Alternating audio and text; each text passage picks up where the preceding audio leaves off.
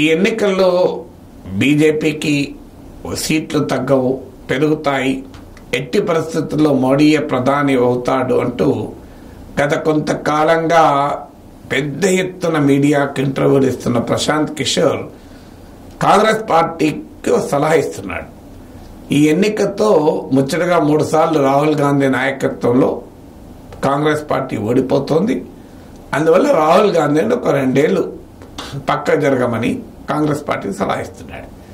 ప్రశాంత్ కిషోర్ వాదన ఏంటంటే 2014లో మన్మోహన్ సింగ్, సోనియా గాంధీలు ఉన్నప్పటికీ ఆన్ ఫీల్డ్ రాహుల్ గాంధీయే నాయకత్వం వహించారు. 2019 అయితే పూర్తిగా రాహుల్ గాంధీ నాయకత్వంలోనే ఎన్నికలు జరిగాయి. రాహుల్ గాంధీ కాంగ్రెస్ ప్రెసిడెంట్గా ఉన్నారు. పొలిటికల్ నరేటివ్ అయిన రఫేల్ లాంటి యుద్ధ విమానాల కొనుగోలు పైన జరిగిన వ్యవహారం కానీ ఇతరత్ర కానీ మొత్తం రాహుల్ గాంధీ చేతుల మీదుగా ఆ ఎన్నికలు నడిచాయి. 3వసారి ఇప్పుడు మల్లికార్జున్ ఖర్గే ప్రెసిడెంట్గా ఆ సీట్లో కూర్చున్నా ఆచరణలో రాహుల్ గాంధీయే నడిపిస్తున్నాడు. సో ప్రత్యక్షంగానో పరోక్షంగానో రాహుల్ గాంధీ నాయకత్వంలో కాంగ్రెస్ ఎన్నికలకు పోయింది. 2 సార్లు కాదు, ఇప్పుడు 3వసారి ఓడిపోతే ఇంకేం చేయాలి? కాంగ్రెస్ పార్టీ వాళ్ళు రాహుల్ గాంధీ అభిమానులు కూడా చేతులు జోడించి రాహుల్జీ ఆప్ 2 సాల్ బాహర్ రహో అని చెప్పాలి. ఇది ప్రశాంత్ కిషోర్ సలహా. అప్పుడు కాంగ్రెస్ పార్టీలో ఎవరో ఒక నాయకుడు స్టేటస్ కో బ్రేక్ కావాలి. ప్రియాంక గాంధీ మరి సరైన నాయకురాలు అవుతారా అంటే దానికైనా సూటిగా ఆన్సర్ చేయకుండా స్టేటస్ కో అయితే బ్రేక్ కావాలి. ఈ స్టేటస్ కో బ్రేక్ అయి కొత్త నాయకత్వం వస్తే కాంగ్రెస్ పార్టీ ఊపులోకి వస్తుంది. ఆ 2 ఏళ్ల తర్వాత కూడా రాలేదనుకోండి, అప్పుడు కావాలంటే మళ్ళీ రాహుల్ గాంధీ రావచ్చు అంటాడు. ఈ సలహాలో అర్థం కాని అంశం ఏంటంటే 2 ఏళ్లలో ఓ పార్టీ నాయకత్వం తేలిపోతుందా, ఎఫెక్టే కాదా అని.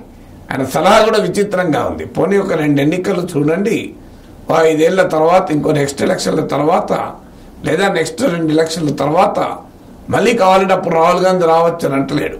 ఒక 2 సంవత్సరాలు మాత్రం పక్కా జరిగితే ఆ కాంగ్రెస్ పార్టీకి ఎవరో ఒక నాయకుడు వస్తాడు, వచ్చి రాహుల్ గాంధీ ఉండడు గనక ఆయన చేయగలిగింది చేస్తాడంటాడు. దేశాల్లో అంత పెద్ద రాజకీయ పార్టీకి ఒక నాయకుడు ఎవరో వచ్చి 2 ఏళ్లలోనే ఆయన కెపబిలిటీస్ తెలిసిపోతాయా? అదేమీ ఈ సలహాను అర్థం కావడం లేదు. అందులో Rahul Gandhi is an asset and liability for Congress. Asset ఏంటి? ఇప్పుడు అవునన్నా కానా కాంగ్రెస్లో ఎన్ని గ్రూపులు ఉన్నా అల్టిమేట్గా రాహుల్ గాంధీ వద్దనే ఐక్యమవుతారు. రాహుల్ గాంధీని మాత్రం వ్యతిరేకించి కాంగ్రెస్లో ఉండరు. ఖర్గేని వ్యతిరేకించి కాంగ్రెస్లో ఉండొచ్చు, మీకు అధీర్ రంజన్ చౌదరిని వ్యతిరేకించి ఉండొచ్చు, చిదంబరం వ్యతిరేకించవచ్చు, శశి తరూర్ వ్యతిరేకించవచ్చు. కానీ రాహుల్ గాంధీని వ్యతిరేకించిన వాళ్ళు ఎవరు కాంగ్రెస్లో ఉండరు. అందువల్ల రాహుల్ గాంధీ ఇది unifying force for the Congress. అవునన్నా కాదన్నా. రెండవది, ఇప్పటికీ కూడా యాజ్ ఆఫ్ టుడే కాంగ్రెస్ పార్టీలో రాహుల్ గాంధీ ఇప్పటికీ ఒక క్రౌడ్ పుల్లర్. మీరు మల్లికార్జున్ ఖర్గే మీటింగ్ ఒక్కడే పెట్టండి, చిదంబరం మీటింగ్ పెట్టండి, శశి తరూర్ ఇంత పాపులర్ కదా సోషల్ మీడియాలో. మీరు హైదరాబాద్ తీసుకొచ్చి శశి తరూర్ మీటింగ్ పెట్టండి, ఎంతమంది హాజరవుతారో చూడండి. ట్విట్టర్లో ఫాలో కావడం కాదు, ట్విట్టర్లో ఫాలో కావడము, ట్విట్టర్లో ఆయన ఇంగ్లీష్తో ఎంజాయ్ చేయడం కాదు, ఆయన బహిరంగ సభలకు వెళ్తారా? సో అల్టిమేట్గా ఎవరికి నచ్చినా నచ్చకపోయినా గాంధీ కుటుంబమే క్రౌడ్ పుల్లర్. ఈ 2 కారణాల రీత్యా కాంగ్రెస్ పార్టీకి ఆయన అసెట్.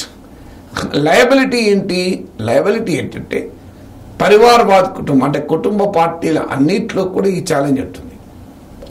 లాభం ఏముంటుంది? నాయకత్వం కొరకు పోరాటం ఉండదు, కొట్లాట ఉండదు.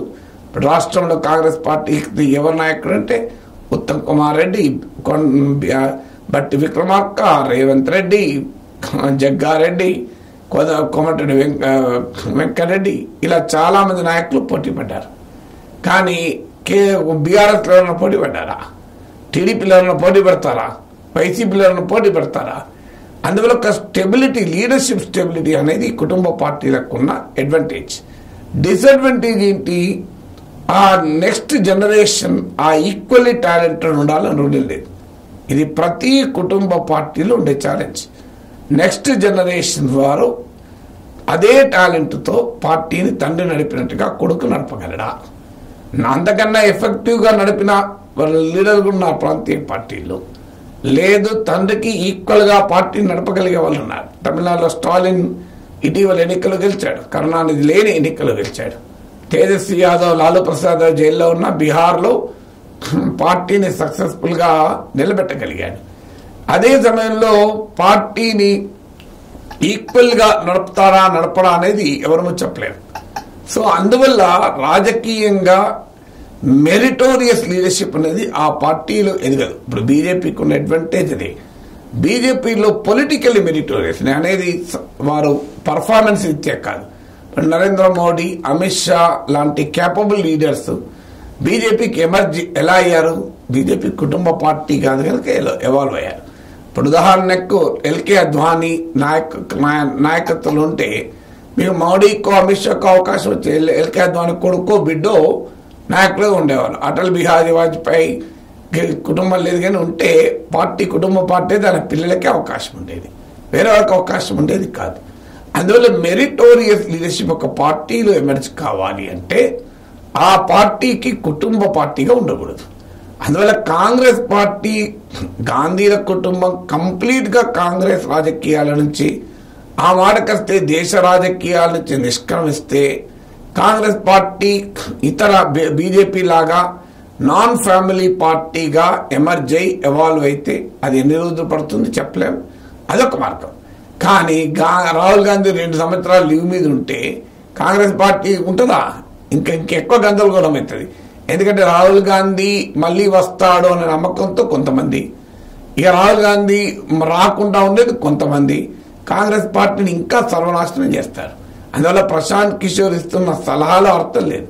ఇప్పుడు మల్లికార్జున ఖర్గే కాంగ్రెస్ ప్రెసిడెంట్గా ఉన్నాడు, అయినా రాహుల్ గాంధీ నడుపుతున్నాడని ప్రశాంత్ కిషోర్ చెప్తున్నాడు.